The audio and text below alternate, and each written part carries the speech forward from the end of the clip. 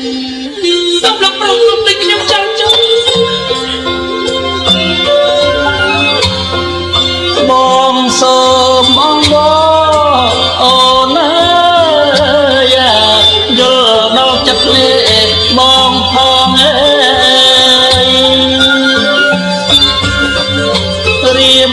មិនអាចអត់ខ្លួនល្អទេពីបងទេឲ្យអូនចេញឆ្ងាយឡើយ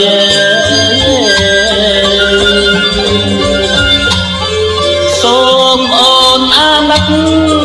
អូនអើយដល់ចិត្តនេះបងផងអើយវិតនេះត្រៀមបងអូនអើយ